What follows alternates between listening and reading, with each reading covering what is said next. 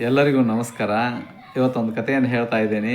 ಒಂದು ಊರು, ಆ ಊರೊಳಗೆ ಒಬ್ಬ ಜ್ಞಾನಿ ತಂದೆ. ಆ ಜ್ಞಾನಿ ತಂದೆ ತನ್ನ ಮಗನಿಗೆ ಒಂದು ವಜ್ರದ ಹರಳನ್ನು ಕೊಟ್ಟು, ಮಗನೇ ಈ ವಜ್ರದ ಹರಳಿನ ಬೆಲೆಯನ್ನು ಮಾರ್ಕೆಟಿಗೆ ಹೋಗಿ ತಿಳಿದುಕೊಂಡು ಬರ್ಬೇಕು ನೀನು ಅಂತೇಳಿ ಹೇಳಿ ಕಳಿಸ್ತಾನೆ. ಸರಿ ಅಂತ ಮಗ ಮಾರ್ಕೆಟಿಗೆ ಬರ್ತಾನೆ.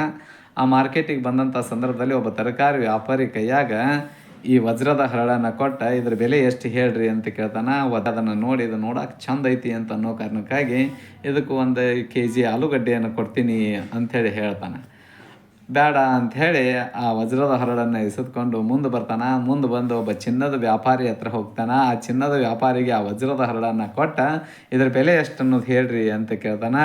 ಅದಕ್ಕೆ ಆ ಚಿನ್ನದ ವ್ಯಾಪಾರಿ ಇದ್ರ ಬೆಲೆ ನೋಡಪ್ಪ 1,00,000 ರೂಪಾಯಿ ಆಗ್ತೈತಿ ಅಂತೇಳಿ ಹೇಳ್ತಾನೆ.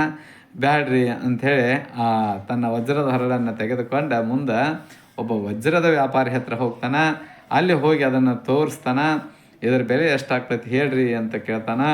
ಆ ವಜ್ರದ ವ್ಯಾಪಾರಿ ಅದನ್ನು ಅತ್ಯಂತ ತೀಕ್ಷ್ಣವಾಗಿ ನೋಡಿ, ಇದು ಅಪರೂಪದ ವಜ್ರದ ಹರಳೈತಿ ಅಂಥೇಳಿ ಅಂದ್ಕೊಂಡ, ನೀನು ನನಗೆ ಮಾರೋದಾದ್ರೆ ತಕ್ಷಣವೇ ನಿನಗೆ 50,00,000 ರೂಪಾಯಿ ಕೊಡ್ತೀನಿ ಅಂತ ಹೇಳ್ತಾನಂತೆ. ಹಂಗೆ ಹೇಳಿದಾಗ ಬ್ಯಾಡ್ರಿ ಅಂಥೇಳಿ ಆ ವಜ್ರದ ಹರಳನ್ನು ಎಸೆದುಕೊಂಡು ತನ್ನ ಮನೆಗೆ ಬಂದು ನಡೆದಿರುವಂಥ ಘಟನೆಯನ್ನು ತನ್ನ ತಂದೆಯ ಮುಂದೆ ಹೇಳ್ತಾನಂತ.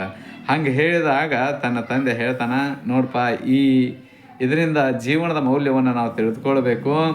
ಜನರು ತಮ್ಮ ತಮ್ಮ ತಿಳುವಳಿಕೆ ಮತ್ತು ತಮ್ಮ ತಮ್ಮ ಸಾಮರ್ಥ್ಯದ ಆಧಾರದ ಮೇಲೆ ನಮ್ಮನ್ನು ಅಳಿತಾರೆ.